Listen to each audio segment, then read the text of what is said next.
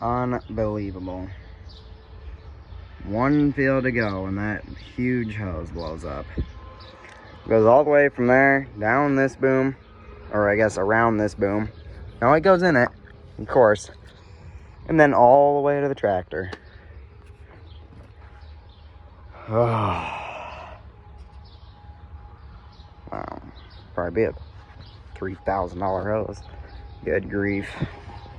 If it could get any worse, that's off the bead. But I did, and it took me like 25 minutes, but I got that hose undone and pulled out of all this boom. And it is a long one. But we're gonna go attempt to get it spliced.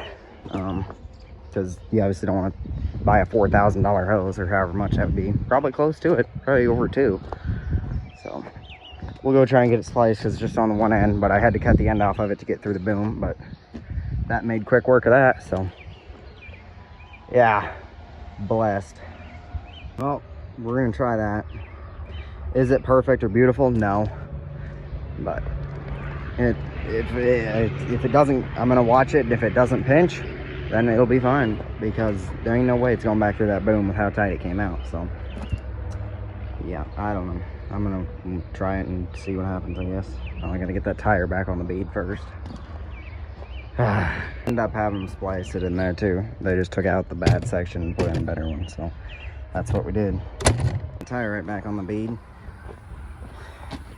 and that would probably be why it leaks. So I'm gonna plug to put in it, so I'm gonna do that and air it up, show what it should be at, and we'll be good to go.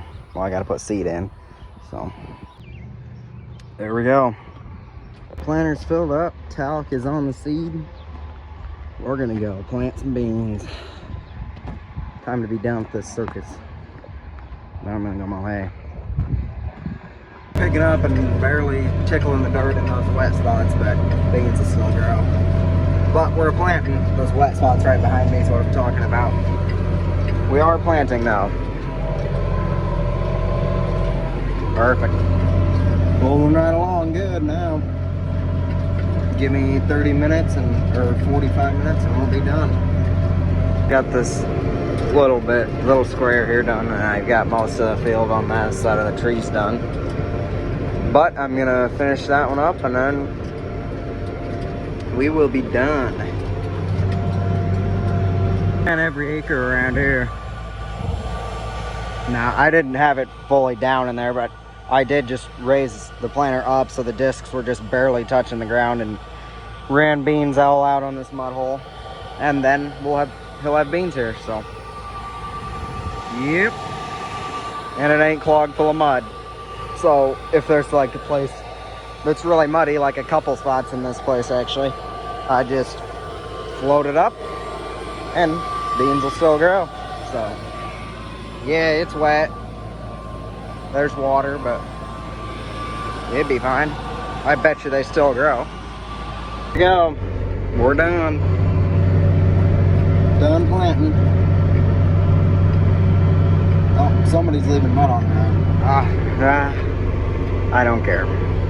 Get clear over here to this hay, like 12 miles away or whatever from where this was, and forgot the key to that padlock. But you see that bolt on the chain?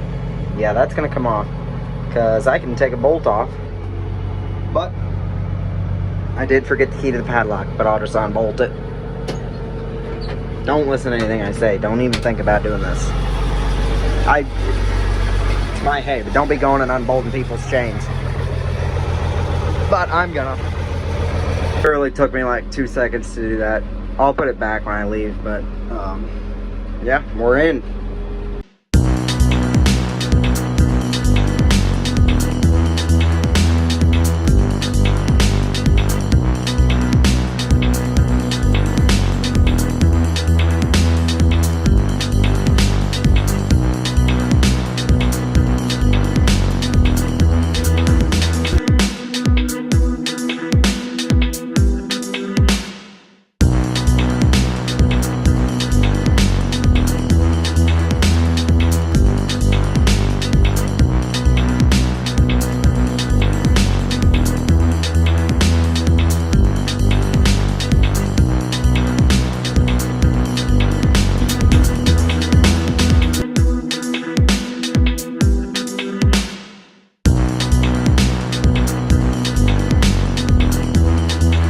first pass around, as you saw with the drone, and this is just beautiful hay.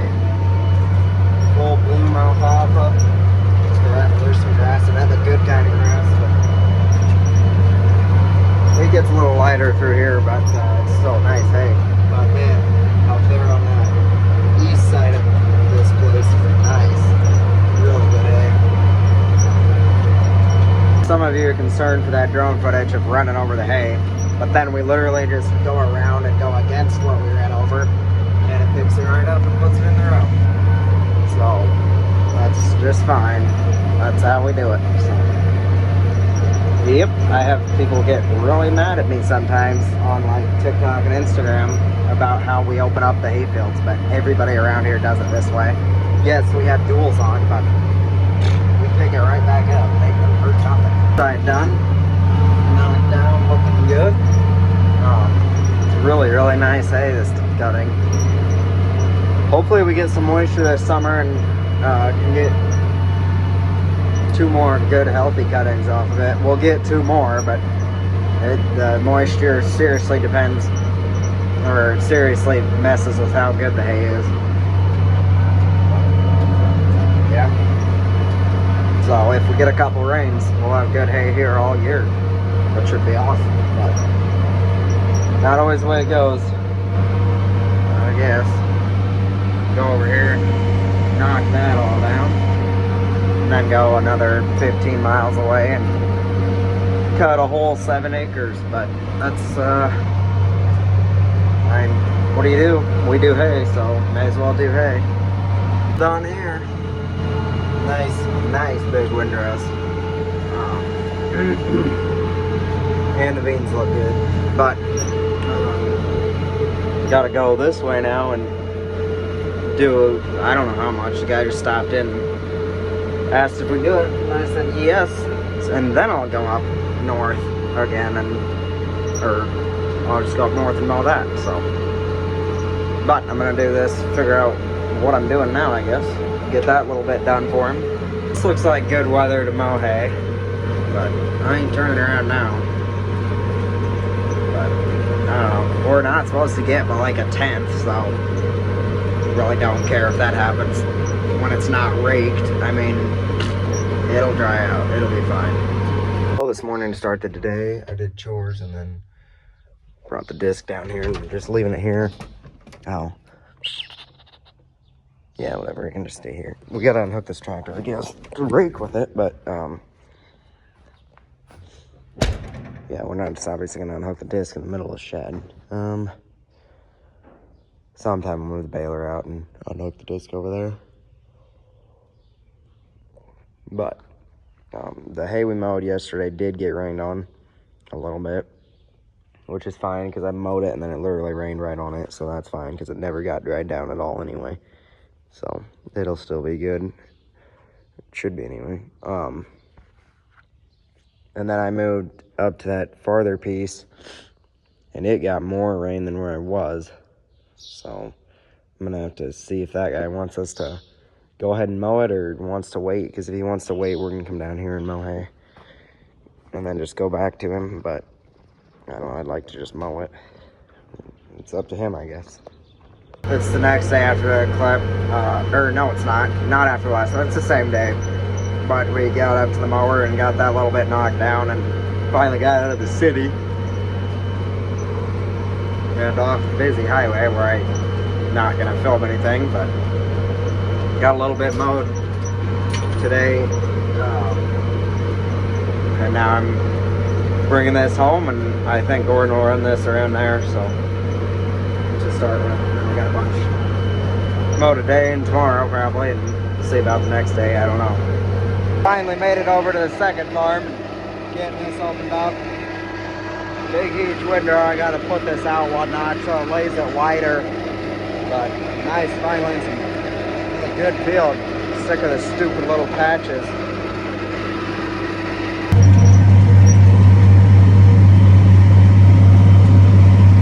It's a beautiful sight right there. There's quite a bit of hay there this time. That's the field on the second farm that's hay, so he's right over this hill here, finishing it up. And then he's gonna hit a field just north of here, a mile or however far, and then another one a couple miles down the road, a bigger one. So keep on going, then we'll run around more tomorrow. It's early the next morning now, and I get going on some hay. That's this guy's dog. But Gordon mowed pretty decently late last night. All this that you see mowed, but now I gotta go in the back there. There's, I don't know, probably 15 acres left here. And then I'm gonna swing by home, which is about a mile and a half that way. Fuel up, and then Gordon's gonna take it down to what we call it Dennis's, because Dennis lives there. But the south of Indianola place, because it's south of Indianola. But yeah, just let it warm up a little bit and we'll get going here. Off this first piece, cows are just grazing.